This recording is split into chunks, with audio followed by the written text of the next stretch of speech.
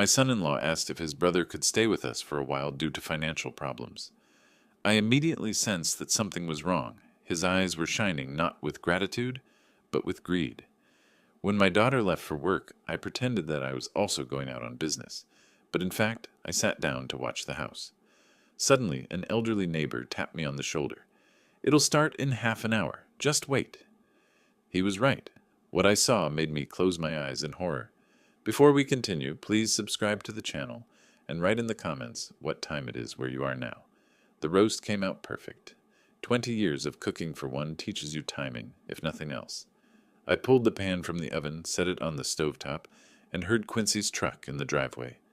Early. He wasn't supposed to arrive until 7:30. The front door opened without a knock. Quincy's voice carried through the hallway. Too loud. Too animated. "Dad? You home?" "Kitchen." I wiped my hands on the towel. He came around the corner with another man trailing behind.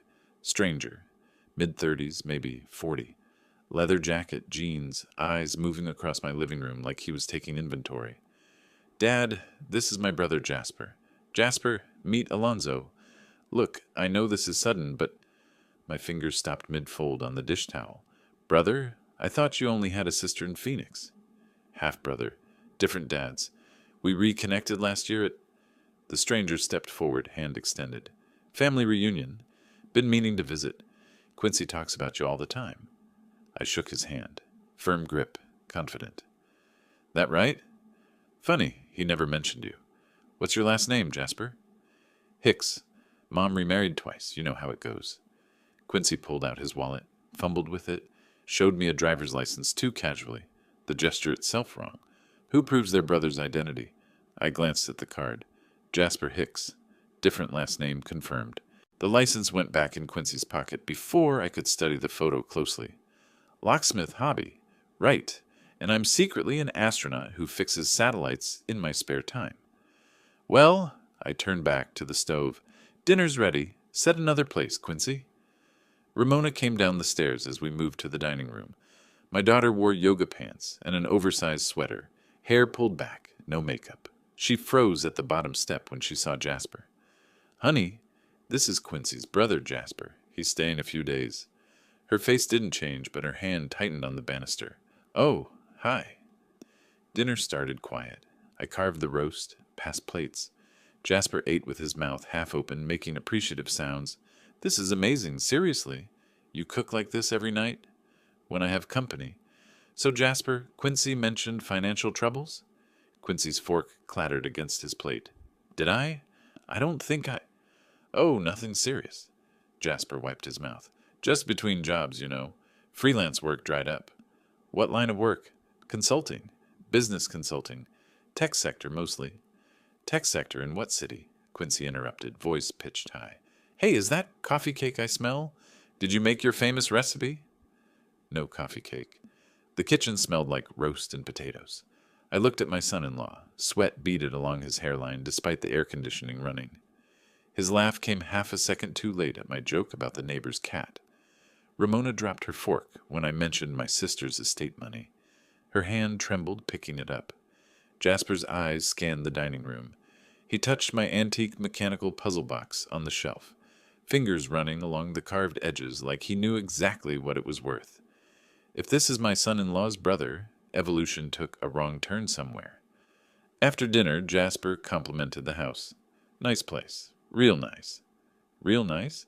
This guy talks like he's casing jewelry stores in a bad heist movie. "Thanks." "Ramona, help me with dishes?" She shook her head. "Headache. Going to bed early?" It was 8:15. Quincy showed Jasper to the guest room. I heard them talking, voices low, urgent rhythm to the conversation, then silence. Then Quincy's footsteps on the stairs, Ramona's door closing, house settling into night sounds. I sat in the living room at 11:45 with bourbon in a rocks glass. Lights off, blinds cracked to let streetlight in. Couldn't shake the wrongness crawling under my skin. 37 years performing close-up magic taught you to read people. Misdirection works both ways. I knew when I was being set up for a trick. My phone buzzed. Text from Lavinia, my younger daughter in Seattle. I thumbed out a reply. Quincy brought home a brother I never heard about. Something feels off. Response came quick. Brother? He told me he's an only child, except Sarah. Exactly, says half-brother. Different last name. Ramona acting strange, too. Want me to fly down? Not yet. Might be nothing. We'll keep you posted. But it wasn't nothing. I killed the bourbon, set the glass on the side table, went upstairs to my bedroom, but didn't change into pajamas. Sat on the bed edge in slacks and button-down, listening to the house breathe around me. Old magician's insomnia kicking in. Stage performances ran late. Threw off sleep cycles. 40 years later, my body still expected to be performing at midnight instead of sleeping. 12:15. Creaking sound from downstairs. Specific creak. Second floorboard in the hallway near my study. That board always complained when you stepped on it, no matter how carefully. I stood, bare feet silent on hardwood, moved to the stairs, descended slow, keeping weight on the edges where the steps didn't groan. Hallway dark. Study door cracked open, slice of light cutting across the floor. My hand pushed the door wider. Quincy crouched by the safe, flashlight in one hand, something metal glinting in the other. Tools scattered on the carpet around him. Lockpicks. 3 of them. My voice came out steady. Looking for something. He spun, dropped the flashlight. Beam rolled across floor, casting wild shadows. Jesus, Dad, you scared the... At midnight, in my study, by my safe. I couldn't sleep. Headache, looking for aspirin. Aspirin's in the bathroom, where it's been for 30 years. I thought maybe you kept some in here, in your desk. And the flashlight? Didn't want to wake anyone with the lights. I almost laughed. 37 years old, and still can't lie convincingly. I've seen better performances at elementary school plays. The lockpicks glinted on carpet between us. He hadn't noticed them yet. Undeniable evidence. My hand tightened on the doorframe, knuckles going white. Those aren't aspirin? His eyes dropped, saw the tools. Face went pale. Oh, those. I forgot I had those in my pocket. Your pocket. From earlier. I was showing Jasper some old locksmith tools. Hobby I had as a kid. You were a locksmith? Well, not professionally. Just interested in how locks work. You know me. I'm curious about. Get out of my study. Dad, you're misunderstanding? Now. He gathered the tools. Hands shaking, flashlight beam jittering across walls. Squeezed past me in the doorway without meeting my eyes. His footsteps retreated upstairs. Door closed softly. I stood in the study doorway, blocking the space where he'd been crouched. The safe sat undisturbed, combination dial showing no signs of tampering. Yet, lockpicks on the floor between us, undeniable evidence he hadn't noticed. My hand tightened on the doorframe. I opened my mouth to call him back, demand real answers, throw him out of my house. But the words stuck in my throat.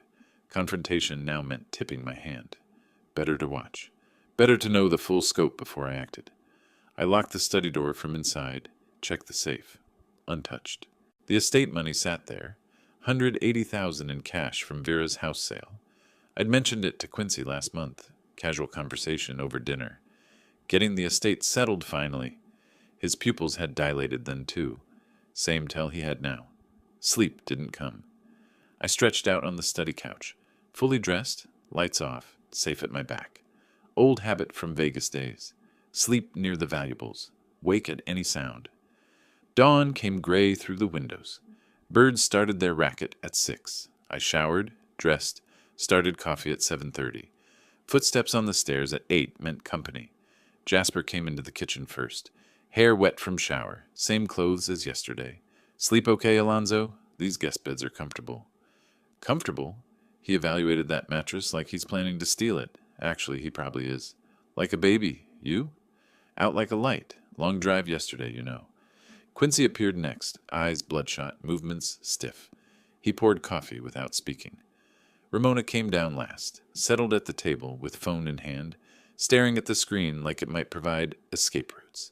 I cracked eggs into a pan. Your mother and I saved for 20 years to buy this house. Did I ever tell you that story? Ramona's head came up. Dad, we've heard it. Had to work 3 jobs some months. But we did it. Built something solid. Something worth protecting. Quincy stirred his coffee. That's great. Really inspirational. Funny thing about solid things. People think they can chip away at them. Foundation's stronger than they think. Ramona's voice came sharp. Can we talk about something else, please? I slid eggs onto plates, added toast.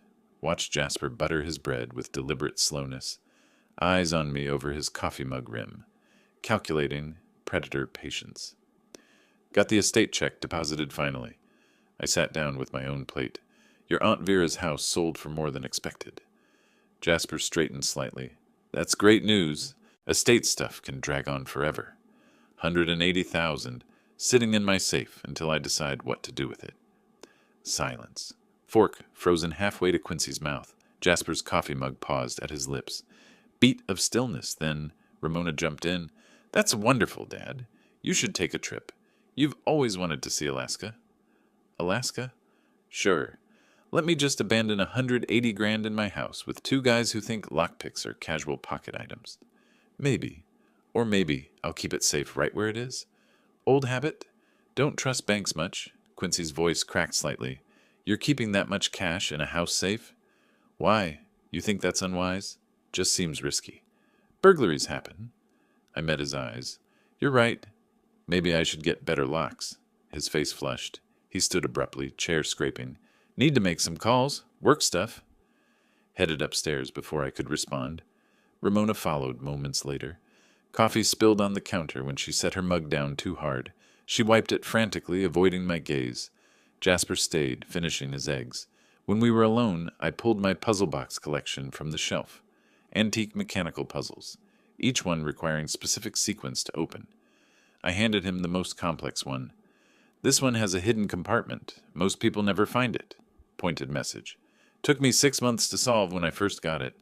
He turned it over in his hands, studying. You collect these? Since I was young. Magic tricks, puzzles, locks. Understanding how things work, how they're designed to keep secrets. Some secrets are meant to stay hidden. His fingers stopped moving on the box surface. He set it down carefully. Interesting hobby. It is. I took the box back. Some people try to force these open. Damage them. Never works. They're designed to resist force. Patience and knowledge. That's what opens them. Or you can just leave them alone. Knock on the front door saved him from responding. Lemuel Garrett from next door, coffee mug in hand like he'd come for a casual visit.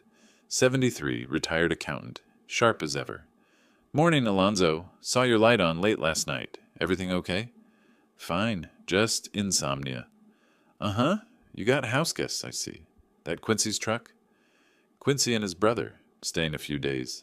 Lemuel's weathered face showed nothing, but his pause lasted a beat too long. Brother? Apparently. Funny, I thought. Never mind. Not my business. I stepped outside, pulled the door almost closed behind me.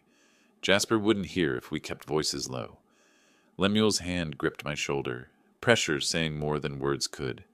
Be careful with them. What do you mean? I mean what I mean. That Jasper fellow. Saw him yesterday before you got home. He was looking in your windows. Not casual-like. Studying. Cold ran down my spine. You sure? 73 years old. Eyes still work fine. And Quincy?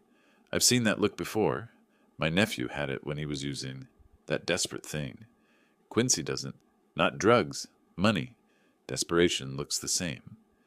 We stood there in morning sun, his hand still on my shoulder, weight of his concern settling around us both. Finally, I nodded. Thanks, Lemuel. You need anything, I'm right here. And I mean anything. Back inside, Jasper was gone. I heard voices upstairs, all three of them, murmuring, planning.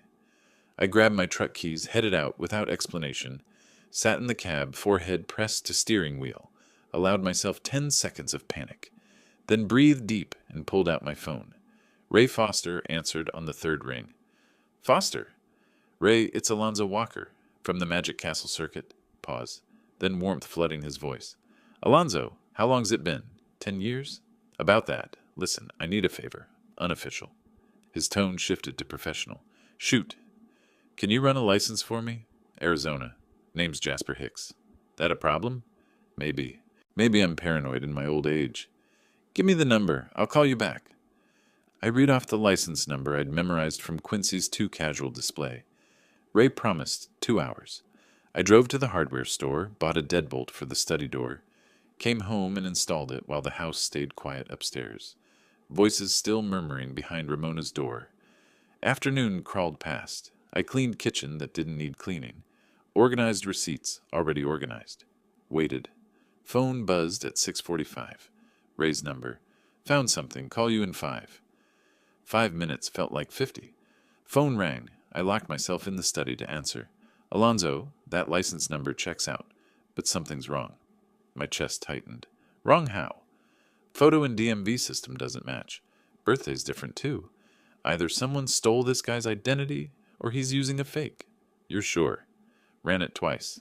This isn't his real name, buddy. Who is this guy? That's what I'm going to find out. We talked a few more minutes. Ray offered to dig deeper, see if the real Jasper Hicks had reported identity theft. I told him hold off. Didn't want to spook them yet. Not until I knew the full picture. I sat on my bed edge after we hung up, Ray's words echoing, not his real name. The house settled around me with creaks and whispers. Downstairs, voices murmured through heating vents, too low to hear words, but the tone was urgent, conspiratorial. Ramona's lighter voice joined them. All three. Together. Planning something. My phone buzzed. Text from Lavinia. How's the situation with the brother? My thumbs hovered over the keyboard. I typed, worse than I thought. He's not. Knock on bedroom door. Quincy's voice through the wood. Dad, can we talk? Say something. Anything. But the words caught in my throat like fishhooks. It's late, Quincy. I'm exhausted. His weight shifted from foot to foot in the hallway. It's about last night. I know how it looked. Tomorrow. We'll talk tomorrow. But I want to explain. Tomorrow, Quincy. Good night. I closed the door firmly. His footsteps retreated down the hall, floorboards creaking protests under his weight. I didn't sleep. Sat on my bed edge until dawn, painted the windows gray, Ray's words looping through my head. Not his real name, not his real name. Every creak of the house felt like invasion now. Every shadow hiding something. Monday morning came with harsh Arizona sun. I made coffee, started eggs, waited for movement upstairs. Ramona descended first, already dressed for work in navy blazer and slacks. You're going out, Dad? I jingled my truck keys. Home Depot needs some pipe fittings for the guest bathroom sink. The sink's fine. Drips? You don't notice because you're used to it. Little things matter. Quincy entered, hair wet from shower. Want company? I could use the fresh air. Jasper's voice carried from the living room. Yeah, Quincy, let the man do his thing. I grabbed my baseball cap from the hook. Boring errands. You should relax. Enjoy your day off. Made a show of checking my wallet, patting pockets. Performance training kicking in. Every movement deliberate. Selling the illusion. Called out loud enough for everyone to hear. Going to Home Depot. Pulled out of the driveway at 8:45. Circled the block. Parked on Helen Street, around the corner behind Mrs. Chen's mesquite tree. Slumped low in the driver's seat. Cap pulled down. Rear view mirror gave me a sliced view of my front door. Tap on the passenger window made me jump so hard, coffee found escape routes I didn't know existed. Lemuel stood there, face neutral as stone. I cranked down the window. Jesus, Lemuel! Wondered if you'd be here. He opened the door, slid into the passenger seat without asking. Pulled out a small spiral notebook, handwriting meticulous across the pages. How did you... I'm old, not blind. Saw you leave, then circle back. Smart. My phone sat in the center console. I grabbed it, propped it on the dashboard with the rubber GPS mount.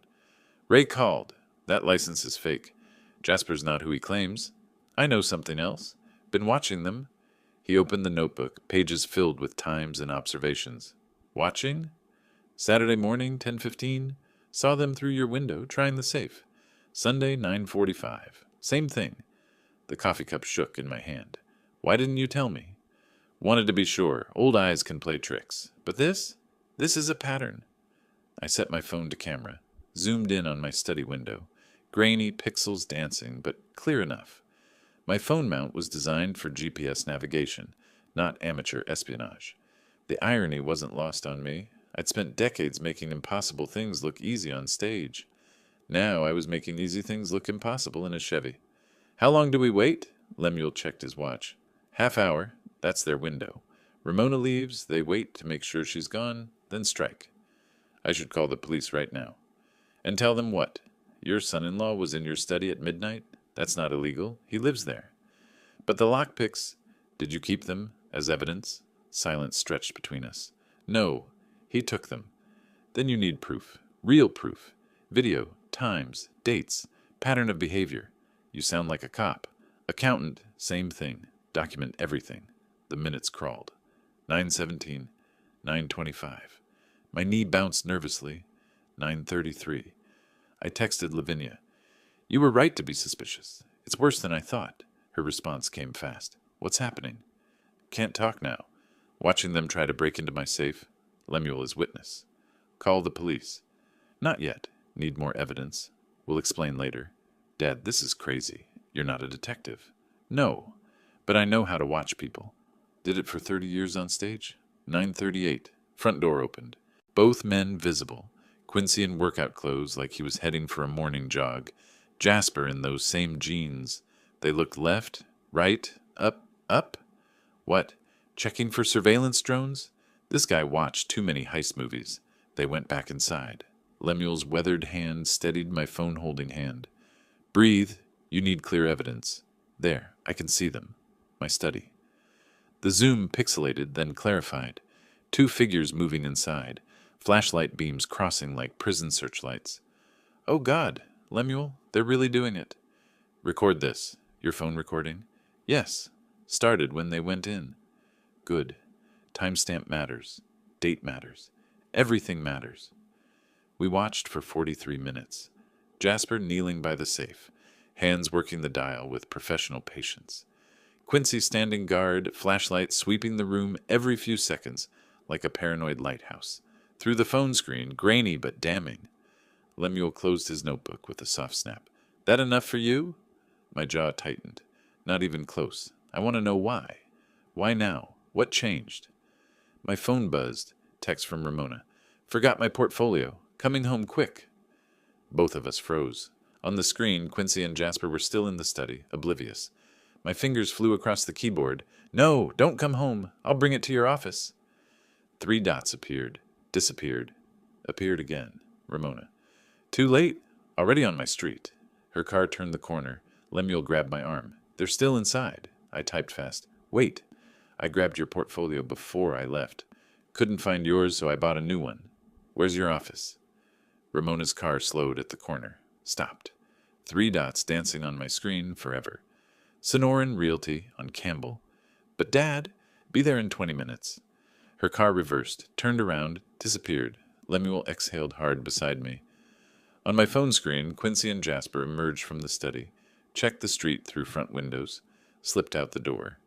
Casual, like they'd just finished reading the newspaper. I drove to Staples, grabbed a brown leather portfolio off the shelf, raced to Ramona's office, sweat soaked through my shirt despite February's cool air, found her in the parking lot, engine still running, handed her the portfolio through her window. Sorry, yours wasn't where you usually keep it. This one's nicer anyway. She took it, confusion creasing her forehead. You didn't have to. I'm your father. It's what I do. Afternoon found Lemuel and me in my living room, reviewing his notebook. 4 days of observations, Saturday through Monday.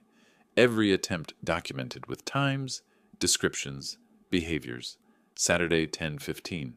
Watch his face here. He showed me grainy photos taken through his window with a telephoto lens. Quincy trying combinations. Safe refusing to open. Him slumping against my wall. He looks broken. Desperate men do desperate things. Sunday was worse. Different photos. See? He's trying codes faster. Sloppy. Jasper keeps checking his watch. Time pressure. They're on a deadline. Question is, deadline for what? I needed better evidence. Surveillance photos through windows wouldn't hold up legally. I needed video, audio, irrefutable documentation. Best Buy on Oracle Road had what I needed. Sales kid named Bryce, maybe 19, acne scars and enthusiasm. So you're looking for home security? Something discreet, for monitoring my study? Like nanny cam style. Exactly like that, except for watching grown men instead of children. He laughed awkwardly. Okay. This one looks like a charging block. HD, Wi-Fi enabled, motion detection. Perfect. I'll take 2. 2? Trust me. Always have backup. Learned that doing magic shows. You were a magician? Still am, just different tricks now. The kid looked at me like I was planning to spy on a cheating spouse. Close, but replaced spouse with son-in-law and cheating with grand larceny. Back home, I installed the camera on my study bookshelf. Used old stage tech knowledge, angles, sight lines, lighting. Positioned it perfectly behind a decorative clock. Lens aimed at the safe. Tested the feed on my phone, crystal clear. But documentation wasn't enough. I wanted them to reveal themselves completely. Show their true nature, their desperation, their greed. An idea formed. Risky. Theatrical. Exactly the kind of misdirection I'd perfected in Vegas. I spent an hour at my kitchen table with my laptop, printer, magnifying glass, creating a prop. 30 years ago, I could palm a card in front of 500 people. Now I was forging bank documents using YouTube tutorials. Career pivot. The letterhead came out perfect. Chase Bank, offshore investment division. Account statement showing $500,000 wire transfer pending. Convincing enough to fool greedy eyes in poor light. Dinner at 7. Ramona setting the table. Quincy and Jasper emerging from wherever they'd been hiding all afternoon. I opened wine, fumbled the corkscrew deliberately, drew attention. Ramona, how is the Fleming showing? Good, thanks for the portfolio.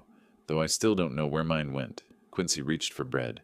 Probably in your car trunk. You're always leaving stuff there. Wine? I opened that Cabernet from Arizona Stronghold. The cork dropped when I pulled it free.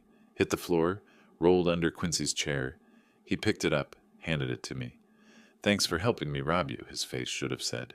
But criminals aren't known for irony appreciation. Clumsy tonight. Age catching up. The fake document sat on the table edge, partially visible under a magazine. I straightened, noticed it. Oh, shouldn't leave that lying around. Confidential financial stuff.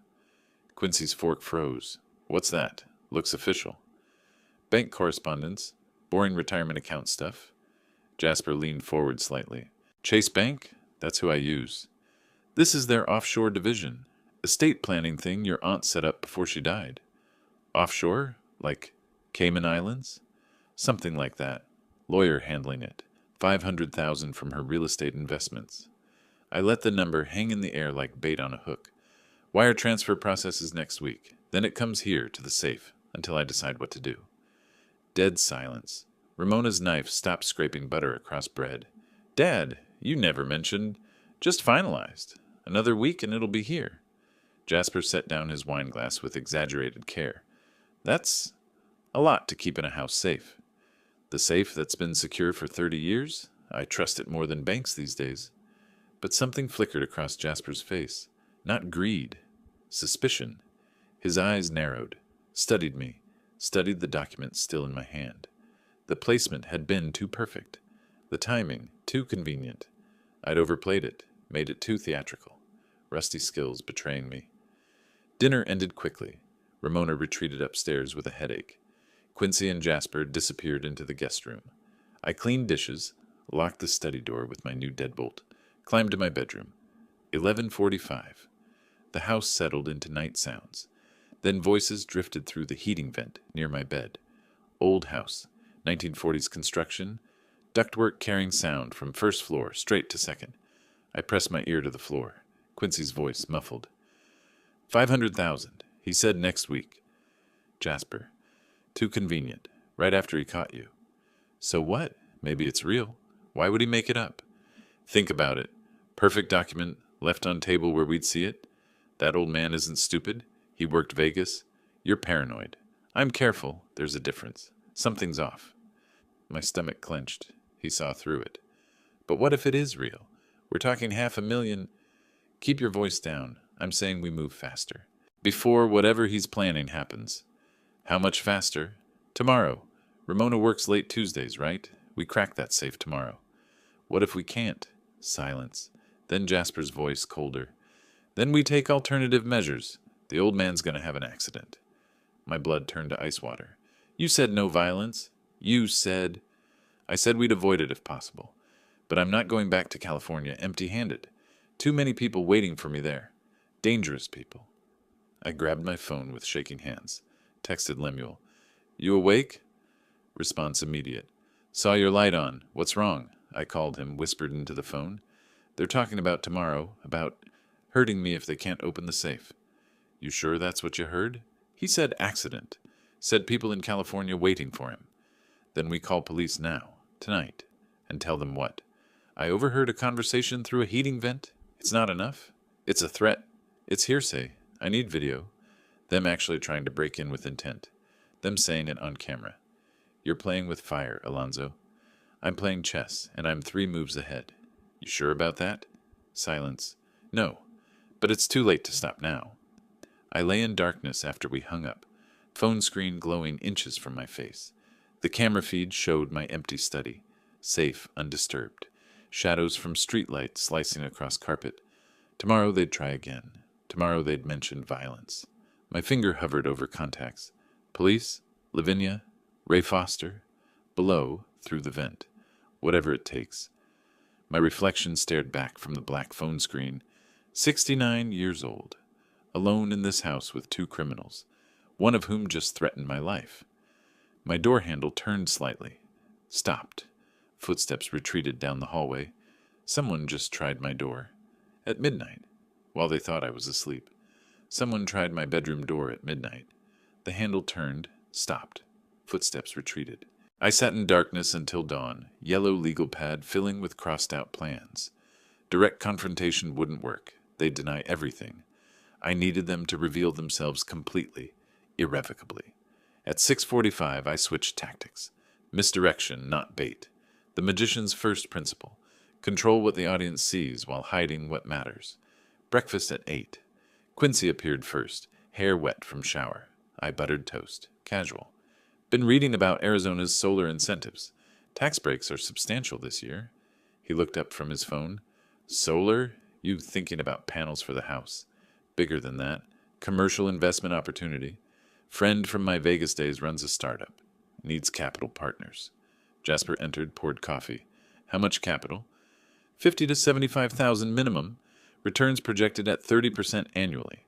Quincy's fork froze. That's really good. Those numbers legit? On paper, you know investments. Risk involved. But Arizona's pushing renewable energy hard. Government backing. Ramona descended stairs, already dressed for work. Dad, you're not putting your nest egg into some startup. Not all of it. Diversifying. Your mother always said don't keep all eggs in one basket. Quincy leaned forward. I'd love to see the prospectus. If you're looking for partners, I mean. I've got some capital freed up. You do? I thought money was tight. He caught himself. Well, not immediately, but soon. Tax return coming, and I've been saving. I'll think about it. Like Ramona said, it's risky. Need trustworthy partners. At Wells Fargo, I placed stacks of cash on the counter. 180,000. The teller counted twice. Would you like a cashier's check or direct deposit? Cashier's check, and I need something else. I indicated a separate stack. These bills, can I get the serial numbers recorded officially? She paused. That's unusual. May I ask why? Security purposes. They're going back in my home safe temporarily. If anything happens, I want proof they're mine. I can make copies. We'd need manager approval for official recording. The manager arrived, 50-something woman with reading glasses on a chain. Mr. Walker, we can photograph the bills and file the images with your account. Is there a security concern? Let's call it precautionary. Old man's paranoia. She smiled. Smart paranoia. We'll document everything.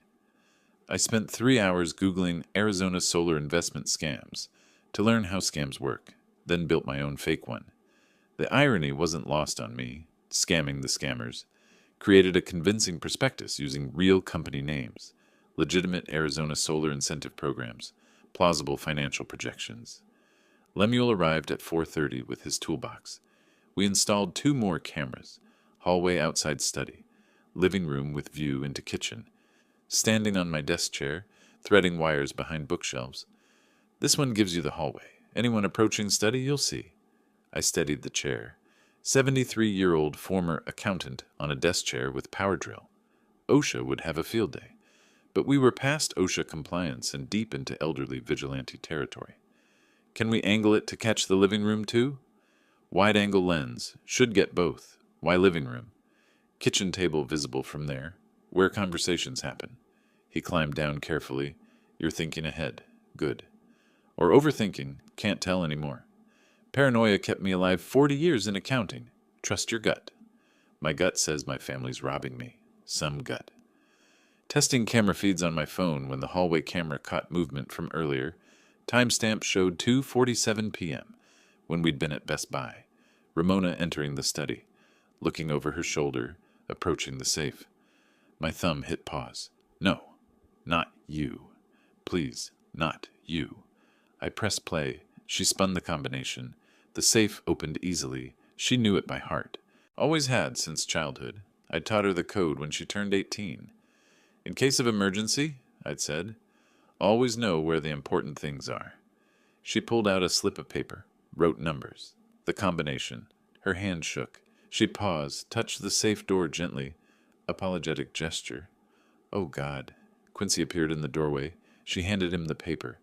They spoke, no audio on the camera, but body language screamed volumes. She was crying. He pulled her close, comforting, or controlling. Hard to tell which. I hit pause again, sat back, stared at my daughter's frozen face. Why are you doing this, Ramona? Why? Texted Lavinia. Need to ask you something. Did Ramona ever mention money problems? Response came quick. Not to me. Why? Just wondering. She seems stressed. She's always stressed. That's Ramona. Everything's a crisis. Did she ask you for money? Ever? Once, 2 years ago. Said her car transmission died. I sent her $2,000. Did her transmission die? Dad, what's going on? Nothing, just trying to understand something. You're scaring me. Don't be scared. I'm handling it. Dinner at 7. I chopped vegetables with unnecessary precision, knife striking cutting board in rhythmic, controlled anger. Ramona asked if I was okay. My knife froze mid-chop, resumed. Fine, just tired. Long day. You're quiet tonight, Dad. Am I? Just thinking about that solar investment. Quincy perked up. Still considering it? Maybe. Need to review the numbers more carefully. At my age, can't afford mistakes. Jasper wiped his mouth. Numbers are numbers. Either they work or they don't. That's simple for you, Jasper. Usually is. People overthink. Or people underthink and lose everything. Depends on perspective. Quincy set down his fork. I meant what I said this morning. If you want a partner, I'm interested. We could review the prospectus together. You trust your financial instincts, Quincy? I work in sales. I know investments. Sales and investments aren't the same thing. One requires understanding people. The other requires understanding numbers. I understand both. We'll see. At 11:45, I sat in darkness, laptop open watching camera feeds. 4 angles of my house in real time. Study empty. Living room empty. Hallway empty. Kitchen where Quincy and Jasper hunched over coffee like conspirators, planning war. My phone vibrated. Text from Quincy. Thought more about that solar deal. Really interested. Can we talk specifics tomorrow? I typed back. Sure, I'll have the prospectus ready. Significant opportunity for the right partner. On camera feed, I watched Quincy show Jasper the text. Jasper's head shook. No. They argued silently. Jasper pointed at something off camera. The safe? Quincy's face contorted. Anger. Frustration. My phone buzzed again. Ramona? Love you, Dad. Sorry I've been distant lately. Work stress. We'll be better. Promise. I stared at those words. Sorry. Promise. Typed. Love you too, honey. Always will. Deleted it. Typed. Love you too. Send. On camera feed, Quincy showed Jasper another text. They both looked at it. Jasper nodded slowly. Quincy stood, left kitchen. Jasper followed. Both headed toward the study. 11:47 p.m. I watched my screen as they entered, closed the door behind them. Wednesday morning came bright and cold. Quincy found me at the kitchen table. Solar prospectus spread across the surface. Professional-looking document. 40 pages of plausible lies. I've been thinking about that solar deal all night. I sipped coffee. And? I'm in. Want to partner up. 50,000? 50? That's serious capital. You have that liquid? I can get it. By end of week, tax return, savings, some stocks I can liquidate. Stocks? You didn't mention investments before. Small stuff. Tech stocks. Bought low, selling high. Point is I can commit. Jasper appeared in the doorway. Committing to what? The solar deal. I'm partnering with Alonzo. Partnering? With whose money? Mine. What's it to you? Jasper poured coffee slowly. Nothing. Just surprising, given... He caught himself. Given what, Jasper? Given the timing. You just got here a few days ago. Suddenly Quincy's got 50 grand. Lucky timing. I pulled out a printed contract. Partnership requires formal agreement. I had my lawyer draft something. Quincy frowned. Lawyer? This is between family. Exactly why we need it official. Protects both of us. You commit 50, I commit 50. Profits split equally. When do you need the money? Startup needs capital by March 15th. Month away. That work? Perfect. Plenty of time. Agreement specifies 30 days. Default penalties if funds don't materialize. Standard contract language. He skimmed the document. Sure, makes sense. Where do I sign? Jasper watched from the corner, arms crossed, shaking his head. Read it carefully first. Partnership's a big commitment. I trust you, Dad. You wouldn't screw me. My pen hovered. No, I wouldn't screw you. Sign here. He signed. Didn't read the penalty clauses. Didn't notice the default interest rate. Didn't see the legally binding obligation he'd just created. He skimmed that contract the way people skim terms of service agreements, just hunting for the signature line. Beautiful. In the hallway after, I overheard their argument. You're an idiot. Jasper's voice low and harsh. It's a good investment. It's a stalling tactic. We need money now, not business deals. This is money. 50 from me? 50 from him? You don't have 50. Where's this magical stock portfolio? I'll figure it out. We had a plan. Simple plan. Take the money, split it, disappear. Now you're signing contracts? It's better this way. Legitimate. He suspects something after the other night. Of course he suspects. You got caught at his safe with lockpicks. Keep your voice down. I'm done waiting. Marcus wants his money by Friday. That's 2 days. So what do you want to do? What we should have done Monday. At noon I found Quincy alone in the living room. About the partnership. One concern. What's that? Your living situation. You and... Jasper? He's staying long term? Few more days, probably. Why? Partnerships between you and me. Don't want complications. Third parties make things messy. Jasper's not involved. Good. Because I've seen partnerships fall apart when one person has unreliable influences. You understand? You're saying Jasper's unreliable? I'm saying focus matters. Can't have distractions. Can't have people with their own agendas pulling partners in different directions. Jasper entered kitchen. Heard the last part. What agendas? Business conversation. Doesn't concern you. Sounded like it concerned me. Then you heard wrong. 12:30, I made my announcement, loud enough for everyone to hear. Ramona, I'm heading to Phoenix, her voice from upstairs. What? Now? Meeting lawyer about partnership documents. 3 hours, maybe 4 with traffic. You need anything while I'm out? No, I'm good. Quincy, Jasper, anyone need anything from Phoenix? Silence. I walked to the study, opened the door. Locking the study. No, wait. Need to grab my reading glasses. Found them on the desk. Left the door open. Safe door slightly ajar. Visible from doorway. 69 years old, always forgetting something. Grabbed keys, jacket. I announced my Phoenix trip like a town crier. Subtlety was never my strong suit as an actor. Pulled out of driveway at 12:45. Circled block. Parked 3 blocks down behind a delivery van. Opened camera feeds on my phone. Texted Lemuel. In position. Left the mousetrap open. You sure about this? No. But it's happening anyway. Camera feeds working. All 4 angles. Watching now. 1:42 p.m. Movement on screen. Quincy checking the hallway, gesturing to Jasper and Ramona. Here we go. Come on. Do it. Ramona entered study first. Hesitated at the safe. My chest tightened. Don't do it, honey. Please don't do it. She opened the safe fully. Stepped back. Jasper moved in, grabbed the money stack. Counted quickly. Quincy took some, counted his portion. They divided it 3 ways. She's really doing it. My daughter is really robbing me. On screen, they spoke. No audio. But body language told the story. Ramona's face showed guilt. Quincy's showed relief. Jasper's showed triumph. Each pocketed $5,000. Got you. All 3. Clear as day. Marked bills. Serial numbers. Video evidence. Ramona lingered, looked at the safe, almost put her money back. Quincy touched her arm, shook his head. She pocketed it, shoulders slumped. She almost didn't. She almost stopped. But she didn't. They left the study, closing the door quietly. I sat in my Chevy 3 blocks away, watching my family rob me on a phone screen. Modern problems require modern surveillance solutions. At 4:15, I returned home. Called out, "I'm back. Traffic was hell." No response. Walked to study. Opened safe. Empty except for documents. Called Lemuel, voice shaking. Partly genuine, partly performance. "It's gone. The money. 15,000. Gone. You sure?" "I'm looking at an empty safe, Lemuel. I'm sure." "Check the cameras." "Checking now." Rewound footage. Watched it happen again. All three entering together.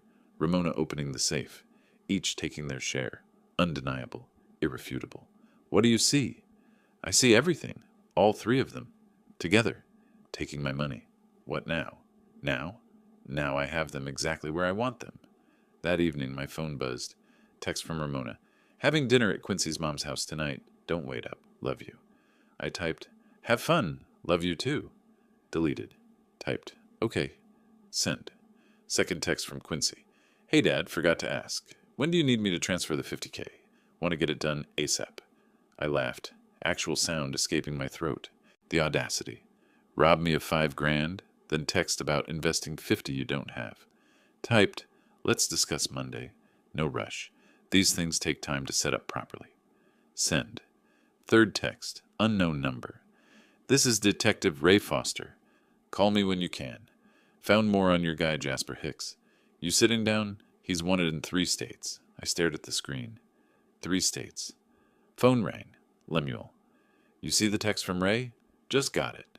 3 states, Alonzo. This is bigger than we thought." "How much bigger?" "Call him. He wants to talk to you tonight." I called Ray. It rang once.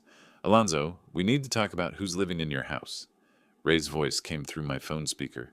"Alonzo, we need to talk about who's living in your house." I was still staring at Quincy's text about the 50,000, still processing the audacity of it. "What did you find?" Not on the phone. "Meet me at the station. Bring your evidence." Thursday morning, 9 a.m. I walked into Tucson Police Department with a manila folder, thick enough to convict anyone. Detective Sarah Morales took it from me across her desk, opened it slowly. Her eyebrows rose, looking at the first camera screenshot. "Mr. Walker, this footage is from your home security system. Hidden cameras, installed after I suspected something." She scrolled through video on my laptop, expression hardening as she watched 3 people systematically rob me. Leaned back in her chair. "Arizona's a one-party consent state for recording. You're legal. This shows 3 individuals." She paused the video. "Removing cash from your safe. $15,000. Serial numbers documented with Wells Fargo." I slid the paper across her desk. "Every bill photographed, numbered, officially recorded. This is prosecutable. Grand theft, conspiracy, possibly burglary depending on their living situation. You want to press charges?" "One of them is my daughter." She went through that footage like a prosecutorial bloodhound. By minute 3, she was nodding. By minute 5, she was smiling. That's when I knew I had them. When the cop smiles at your evidence, you've basically won. But her smile faded when I said those words. "One of them is my daughter." "I see. Can you give me 48 hours? I need to talk to her first." "Mr. Walker, in cases involving family." 48 hours. Then I'll file formally. I promise." She studied me. Professional, empathetic, but firm. "Your daughter's an adult. She made choices." "I know. But she's still my daughter. I need to understand why before I destroy her life." I called Lavinia from the parking lot. "Don't panic, but I need you to come to Tucson." "What happened? Are you okay?" "I'm fine. It's about Ramona and Quincy. I have proof they've been stealing from me." "What? Are you sure?" "Video evidence, police ready. But I need you here before I do anything official." "Oh my God. When?" "Today if possible. This can't wait." She booked the noon flight. I picked her up at 3:15, baggage claim. We embraced, first time in months. She pulled back, searched my face. "You look terrible." "Thanks. You look worried." "I am worried. You sounded, I don't know, different on the phone." In the car I told her everything. Quincy's fake brother, Ray Foster's investigation, the cameras, the marked bills, the theft caught on video. And Ramona? Silence stretched between us. Dad? And Ramona? She gave them the safe combination. She was on camera taking $5,000 with them. No, not Ramona. She wouldn't. I have video. You'll see it. At home, study door locked, I showed her everything. She watched the footage, hand covering her mouth when Ramona appeared on screen. That's really her. That's really my sister stealing from you. Keep watching. The camera showed Ramona's hesitation, Quincy's grip on her arm, her crying. He's forcing her. Look at her face. She still took the money. Because he made her. This is coercion, Dad. He's manipulating her. The law doesn't care about manipulation. It cares about actions. She opened that safe. She took that money. So what do? We talk to her, alone, before Quincy poisons the conversation. We found her in her bedroom, her childhood room, preserved exactly as she'd left it. Jonas Brothers poster on the wall. If that's not irony, childhood innocence preserved while adult daughter commits felonies downstairs, I don't know what is. I knocked. Ramona, can we come in? She opened the door, saw both of us. Color drained from her face. Dad? Lavinia? Why are you here? We need to talk. About what? About Wednesday afternoon, when I went to Phoenix. Her face went white. She backed into the room, sat on bed edge. I don't know what. Don't lie. Please. Not now. Not to me. Dad! Lavinia closed the door behind us. We know about the safe. We know about the money. How? Cameras. I've been watching everything for days.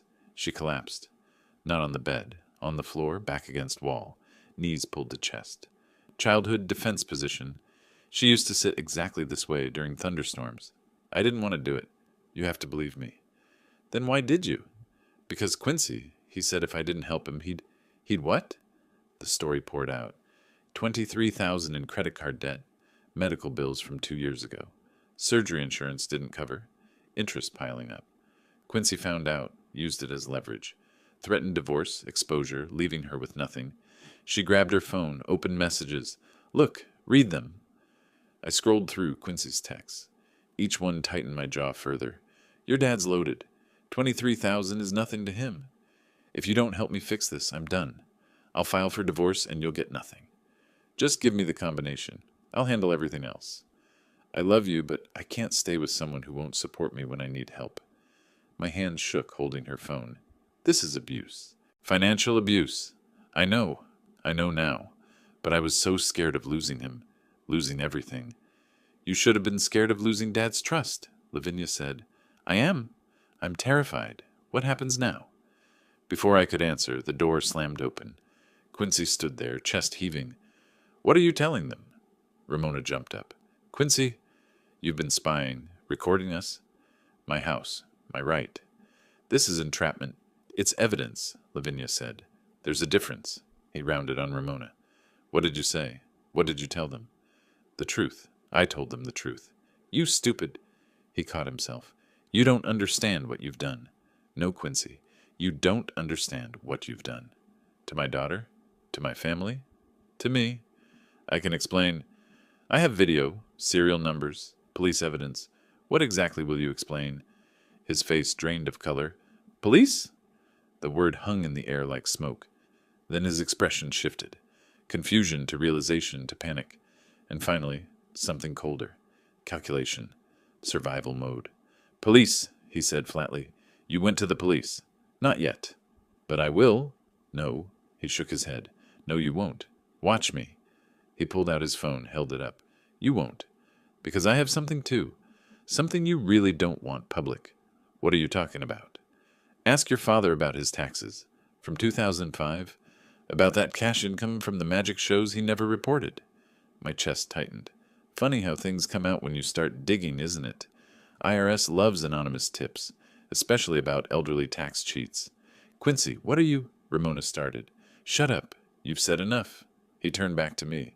Here's what's going to happen. You forget about the police. I forget about calling the IRS. We're done here. I paid my taxes. Did you? I have documents that say otherwise. Jasper's very good at making documents. Very convincing documents. Silence filled the room. 48 hours, then I file. Unless we have an understanding, he left. Footsteps downstairs. Front door slammed. Lavinia stared at me. Dad? Is he telling the truth? No, but he's telling a convincing lie, and lies can destroy reputations just as easily as truth. Thursday night, I pulled my 2005 tax returns from the filing cabinet, spread them across my study desk. Every number accounted for, every dollar reported, my accountant's stamp visible on each form, all legitimate, all filed properly. But would anyone believe that against convincing forgeries? Lemuel arrived at 10, found me still at the desk, surrounded by papers, looking 10 years older than yesterday. So they're blackmailing you with fake tax documents. Documents that will look real enough. Jasper's good at forgeries, apparently. But you have the real returns. You can prove... Can I? It's 25. Those returns are 20 years old. My accountant's dead. Records from that era. Some stuff's digital, some still paper. By the time I prove they're fake, the damage is done. Reputation. Everything. My name in the community. The magic community. Everyone I worked with. Alonzo Walker, tax cheat. That follows you forever. He made coffee we didn't drink. Sat across from me. So what are you thinking? I'm thinking maybe 10,000 makes this go away quietly. No. Lemuel, no. You pay them once, they own you. That's how blackmail works. They'll come back for more. But if I don't, call their bluff. You've got real evidence. They've got fake documents. Truth wins. Does it? In time? Before the IRS audits me? Before the newspapers run stories? You're scared. I understand. But don't make decisions from fear. Too late. I'm already terrified. Friday morning, I found Quincy in the garage, pretending to fix his truck. I handed him that envelope like a virgin paying his first bribe. Rookie move. Every crime movie ever made. Paying blackmail never works. We need to talk. He didn't look up. About what? About those documents you mentioned. The tax thing? Oh, that. Yeah. What about it? I want this to go away. Quietly. How much? He finally looked up, surprised. You're offering money? 10,000, cash, today. And this ends. No IRS calls. No documents. Done. His slow smile spread like poison. 10,000. That's significant money for made-up problems. He took the envelope, counted bills without shame. This is a good start. Start? 10 grand doesn't cover what I know, but it shows you're willing to negotiate. That's good. We'll talk later about the real number. My coffee mug had enough of this conversation before I did. Smart mug. Chose explosive exit. 2 hours later, they cornered me in the kitchen. Both of them. Intimidation tactic. We've been discussing your generous offer, Jasper said. I gave you what you asked. No, you gave us what you offered. We never agreed to 10. You took it. Down payment. Now here's the real price. 100,000. My coffee mug slipped, shattered on floor. What? You heard him? 100 grand. But those documents go to every agency that matters. I don't have that kind of cash. Jasper leaned against the counter. Sure you do. You had 180 in your safe 2 weeks ago. Bank records show transfers. You've got money. You're insane. We're practical. You want to protect your reputation? Pay up. This is extortion. Call it what you want. 100,000 by Monday, or we start making calls. Friday afternoon, I sat in my truck outside Home Depot, calling Ray Foster, voice breaking. Ray, it's Alonzo. I need everything you can find on Jasper Hicks. Fast. I already ran him. Wanted in 3 states, remember? Deeper. Who's he running from? What's he scared of? Why? What happened? They're blackmailing me. Fake documents, threats. It's escalating. I need leverage. Alonzo, if they're blackmailing you, that's a crime. Let me. I can't. It's complicated. Family involved. Just please, find out what Jasper's really afraid of. This is dangerous territory. I'm already in it. Help me navigate out. Give me till tonight. I'll call you. Ray showed up at 7 with more surveillance photos than an FBI task force.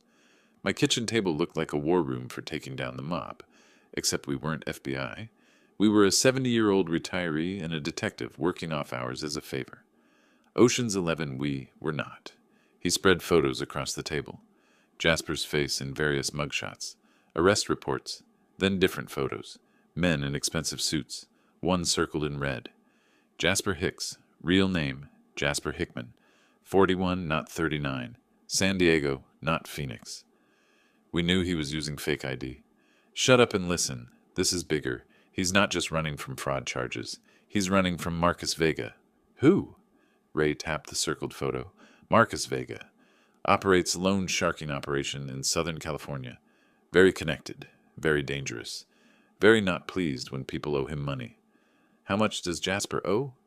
200,000. Gambling debts, bad investments, loan interest compounding. Jasper ran 18 months ago. Vega's been looking ever since. My hands picked up the photo, trembling. Looking how hard? Hard enough that 3 people who knew Jasper's whereabouts got hospital visits, 2 relocated, 1 still in ICU. Oh, God. It gets worse. My source says Vega's crew tracked Jasper to Arizona last week. They know he's in Tucson. They just don't know exactly where yet. He's in my house. They're looking for someone in my house. Which means if they find him, they find my address, my family. Ramona's here. Lavinia's visiting. You need to get Jasper out of your house. Today. Now. And if he won't leave, then you call TPD, report the theft, get him arrested. Jail's safer than Vega finding him at your address. But if he's arrested, Vega's people will know exactly where he is. They have people in the system, Ray leaned back. So you're trapped. Keep him. Risk Vega showing up. Turn him in. Same risk. Alonzo, there's no clean way out of this. Lavinia and Ramona appeared in the doorway, drawn by tense voices. Dad? Ramona's voice came small. Who are these people? I couldn't find words to explain. I'd been so focused on catching thieves. I missed the wolves already in the house. Ray did it for me. These are the men hunting Jasper. They're in Tucson, and they're getting close. How close? Days, maybe hours? Ramona picked up Marcus Vega's photo. Quincy brought this into our house. Quincy doesn't know. He thinks Jasper's just a con man. Small time. He has no idea. So what do we do? Lavinia asked. Before I could answer, headlights swept across the kitchen window. Car pulling into driveway. Not Quincy's truck. Not Jasper's rental. A black Escalade. California plates. Everyone froze. Ray's hand went to his hip. His service weapon, even though he was off duty. The car idled. 30 seconds. A minute. Nobody got out. Then it backed up slowly, deliberately, and drove away.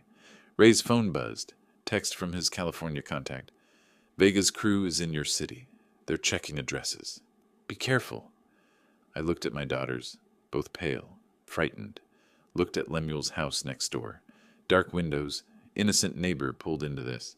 I did this. Trying to catch them, I baited a trap and caught wolves instead. Upstairs, a door slammed. Quincy's voice, angry. Jasper! Jasper! Where the hell are you? Footsteps running. Guest room door crashed open. Quincy appeared at top of stairs, face white. He's gone. Jasper's gone. His stuff's gone. He ran. And we all understood simultaneously. Jasper saw that black Escalade, knew what it meant, and fled, leaving us all to face whatever comes next. Saturday morning, I handed Detective Morales a folder, thick with Ray's research. Jasper Hickman's real name. 3 California warrants. Addresses of motels he'd likely use. We'll have him by afternoon, she said. They found him at a place on Miracle Mile by noon. Tracked his rental car, knocked on his door, arrested him without incident. His one phone call went to Quincy. I intercepted Quincy in the driveway around 2. Gave him a choice. Full confession. Return the $15,000. Divorce Ramona quietly. Resign from your job, and I won't press charges. He laughed. Actually laughed. You can't prove anything. That video? Inadmissible. I live there. You entrapped us. Entrapment requires law enforcement. I'm a private citizen protecting my property. Find a lawyer who'll take your case. Old man with cameras spying on family? You'll look paranoid. You have until Monday morning. Yeah. We'll see who looks paranoid in court. So I went to Desert Motors at 3:30. Saturday afternoon, sales floor busy. Quincy's colleagues moving between customers and cars. Found the manager's office. Frank, I need to show you something. About Quincy. Frank Martinez watched my laptop screen, his top salesman clear as day, stealing from a safe. The video played for 2 minutes. Frank's jaw clenched tighter with each second. When was this? Wednesday. Planned over multiple days. That son of a... Frank shouted through his door. Quincy! Quincy entered, saw me, froze. What's he doing here? Showing me who you really are. You stole from your wife's father? That's not what it looks like. It looks like theft, on camera, clear as day. Frank stood. Get your personal items and get out. Security will escort you. Frank fired Quincy so fast I half expected to see skid marks. 30 seconds from top salesman to unemployed. Maybe he could put it on his resume under special achievements. You did this. You came to my job. You came to my home, my safe, my family. Fair's fair. He left through the showroom. Colleagues watching, phones coming out. By Monday morning, every dealership in Tucson would know. Hours later, close to midnight, I was reviewing evidence for Monday's police filing when fists pounded my door. Alonzo, come out here, face me! Through the window, Quincy swaying on my porch, aluminum baseball bat raised. He showed up at my door at midnight with an aluminum bat, like he was auditioning for a really sad remake of The Natural. I opened the door partway. Go home, Quincy. You're drunk. Home? I don't have a home. My wife won't talk to me. My job's gone. Because of you. Because of your choices. He swung the bat at my porch railing. Wood cracked. Splinters flew. My choices? You set me up. Fake investment. Marked bills. Cameras everywhere. I protected what was mine. You tried to steal it. It was supposed to be mine someday. Family money. Ramona's inheritance. It was never yours. And after me, Ramona's and Lavinia's. You were never in that equation. Lemuel's porch light flooded on. Quincy! Police are coming. Drop the bat. Sirens approached. Red and blue lights painted the street. The bat fell from Quincy's hands. He sank to the porch steps, head in his hands, sobbing. I hate you. I hate you so much. I know. But you're still going to jail tonight. Officers arrived. Handcuffs clicked. Sir, you want to press charges for assault? I looked at Quincy, broken man crying on my porch steps. He didn't hit me, just my railing. Criminal threats, then. Menacing with a weapon. I paused. Could have said no. Could have ended it there. Yes, press charges. They led him to the patrol car. Ramona! Ramona! Tell him I didn't mean it. Upstairs window, Ramona's silhouette. She turned away, curtain closed. She won't even look at me. My own wife won't look at me. The car door shut. His face through the window, not angry anymore, just broken. Lemuel crossed his yard after they left, stood beside me on the damaged porch. Hell of a night. I nodded, couldn't speak. You did the right thing. Did I? I looked up at Ramona's dark window. My daughter just watched her husband get arrested because of me. Because of him. He brought that bat. I brought Jasper's information to the police. I went to Quincy's workplace. I pushed him until he broke. He was already broken. You just exposed it? Inside, I sat at the kitchen table. Same table where Jasper ate that first night, where Quincy signed the fake contract, where Ramona did homework as a child. My phone buzzed. Detective Morales. Quincy Bradford arraignment Monday, 9th a.m. Need you to testify. Confirming you'll be there? I typed, I'll be there. Stared at the empty chairs. Tomorrow I'd walk into court and testify against my son-in-law. Cement my daughter's divorce. Finalize the destruction of what used to be a family. Victory tasted like ashes. 3 weeks later, I stood in Judge Hernandez's courtroom, Quincy at the defendant's table in an ill-fitting suit, refusing to meet my eyes. Mr. Walker, as the victim, you have the right to make a sentencing statement. What are your thoughts? I stood slowly. Your Honor, Quincy Bradford stole from me, betrayed my trust, manipulated my daughter. Those are facts. And your recommendation? I recommend mercy, not because he deserves it, but because punishment has already found him. He's lost his marriage, his job, his reputation. Prison won't teach him anything he hasn't already learned. The prosecutors started to object. I kept talking. I'm asking for probation, community service, and restitution. Let him rebuild somewhere else. Just not here. Not near my family. That's uncommonly generous. It's not generosity. It's exhaustion. I don't have the energy to hate him anymore. 18 months probation, 200 hours community service, $15,000 in restitution. In the hallway, a woman approached. Maria Bradford, Quincy's mother. Are you happy now? Mrs. Bradford. My son has a criminal record. He can't find decent work. He's living in a box in Phoenix. Are you satisfied? No. I'm not satisfied. I'm tired. He made mistakes. We all make mistakes. He stole from me, brought a criminal into my home, manipulated my daughter for months. Her face twisted. Ramona was never good enough for him anyway. Princess who never grew up. Watch what you say about my daughter. Or what? You'll destroy my life too? Your son destroyed himself. I just refused to be his victim. She walked away. I stood in that courthouse hallway, alone, watching families reunite with relieved defendants. Nobody waiting for me. Days blurred together after that. Coffee alone, newspaper alone, dinner alone. Lemuel visited daily, probably worried I'd disappear into myself completely. Ramona moved to a small apartment downtown, started therapy twice weekly. We spoke carefully on the phone, polite, distant, like acquaintances who used to know each other. I drove to her apartment one afternoon. She opened the door wearing yoga pants and an old college sweatshirt. "Hi, Dad. Come in." The space was tiny but carefully arranged, starting over. "How are you doing? Really?" "Therapy helps. Dr. Chen says I was exhibiting classic signs of financial abuse." I should have seen it. I hid it. Got good at hiding. We sipped coffee in awkward silence. "I'm sorry I went to his workplace, made it public like that." "Are you? Sorry?" I paused. "I'm sorry it hurt you. I'm not sorry I did it." "That's honest, at least." "Do you hate me?" "No, I don't hate you. I'm just sad. About all of it. About who I became. About what you had to do." On her shelf, a photo of the three of us. Lavinia, Ramona, me, years ago. Quincy carefully cropped from the frame. A week later, Lemuel and I sat on my porch in late afternoon sun. Heard Quincy got probation. 18 months. He's in Phoenix now. Telemarketing job. From luxury car salesman to telemarketer. That's not falling down the ladder. That's being launched off it into a pit. You won, Alonzo. You protected your money, your home, your daughter.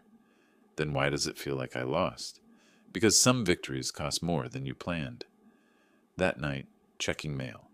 Bills, flyers, then an envelope with Ramona's handwriting. Inside, a check for $5,000. And a letter. "Dear Dad, this is the first repayment. $5,000. It's not enough. It'll never be enough. But it's what I can do right now. I'm sorry. I've said it before, but I need to say it again. I'm sorry I betrayed you. I'm sorry I was too weak to stand up to Quincy. I'm sorry you had to watch it happen on those cameras. But I'm not sorry it's over. The marriage, I mean. Some days I miss him. Most days I'm relieved. Dr. Chen says that's progress. I know things are weird between us. It's hard to look at you and not see everything I did wrong, but I'm working on it. Working on forgiving myself, so maybe someday I can forgive you too. Wait, that came out wrong. I'm saying I need to accept what happened and move forward. I love you, Dad, even when it's hard, even when it hurts, even when we don't know how to talk to each other anymore. We'll figure it out. We have to.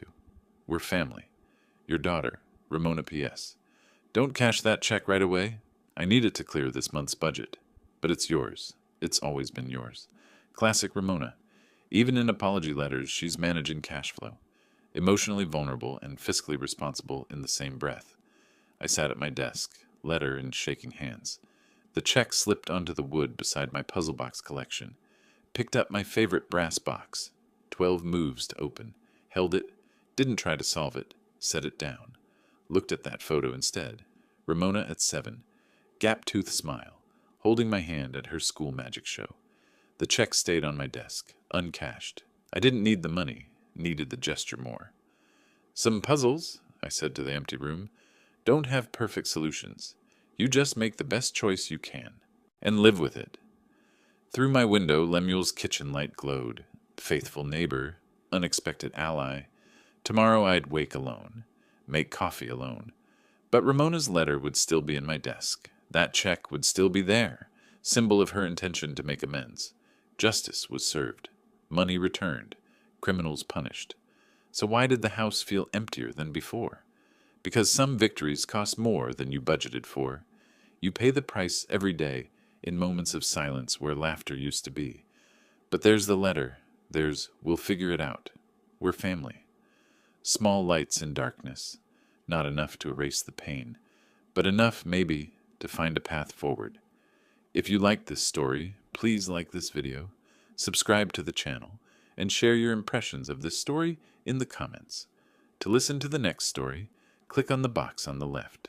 Thank you for watching.